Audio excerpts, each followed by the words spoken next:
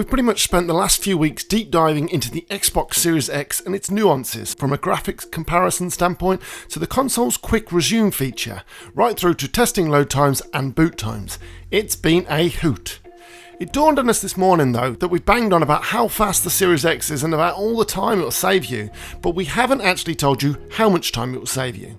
So we donned our thinking caps this morning, worked out some numbers, purely hypothetical of course, and mostly guesswork based on our own experiences, and then we applied it to the science of numbers.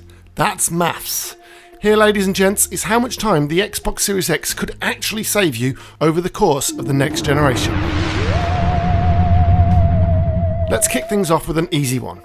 Based on our test, we found that on average you save 41 seconds every time you boot the console up afresh with the Series X. If you do that twice a week for 7 years, the length of the Xbox One generation, you'll gain an extra 29,848 seconds a generation to do whatever you want with. That's 497.5 minutes of your life you'll get back, which is roughly about 8.3 hours. Which is enough time to play a couple of rounds of golf, complete a single-player linear narrative-driven action-adventure game, or you could get an extra good night's sleeping. Your call. Okay, so far you saved a tiny bit of time, but nothing to write home about. Now let's take this game to a new level: load times. The 8th generation of consoles was painful. If you weren't being lumbered with updates, you'd be waiting through long load times. Those are the two big takeaways for us from the previous generation. And while last gen was more about the mechanical hard drives, this gen is all about the SSDs, the future. So this is where things get really interesting. First things first, we need to crunch some numbers and some generalities. How many hours a week on average does the average person play video games? Well, studies show 7 to 10 hours being roughly the average, but we imagine that means anyone who plays a game, whether it's a mobile game or whatever. So we're going to raise that number slightly. Based on complicated maths and algorithms, and not a number we just pulled out of our arse, honest, we calculated 15 to be the actual average. That's a few hours every evening, and maybe a bit of a session on the weekend. Can you tell I'm single? Anyway, 15 seems to be a good average, even though we could probably do that in a single session on The Witcher 3.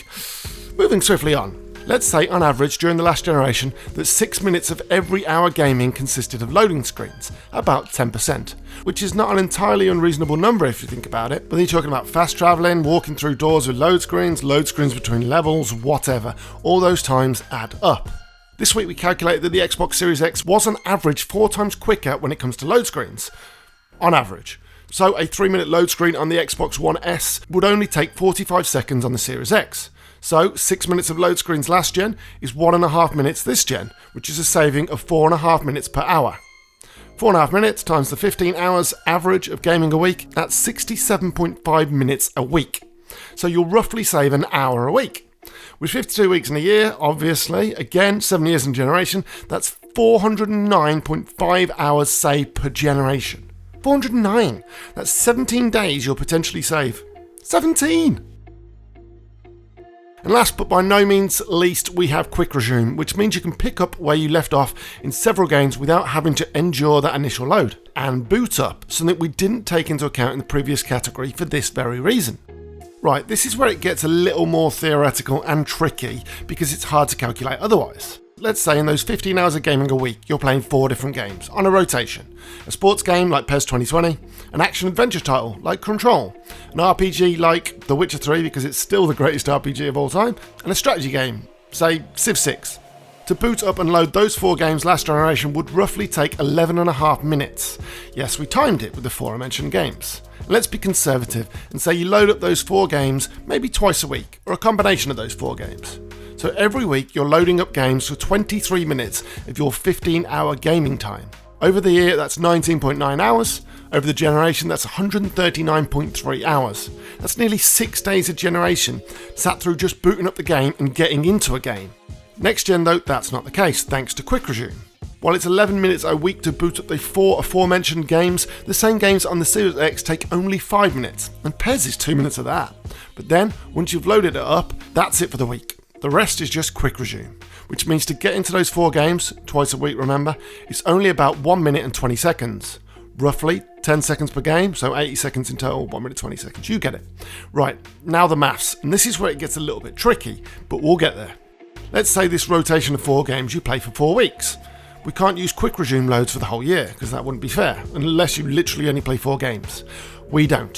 So for a 4-week rotation, it's going to cost 5 minutes for the initial load of all those games, once, and then the 4 games get booted up twice a week, like before.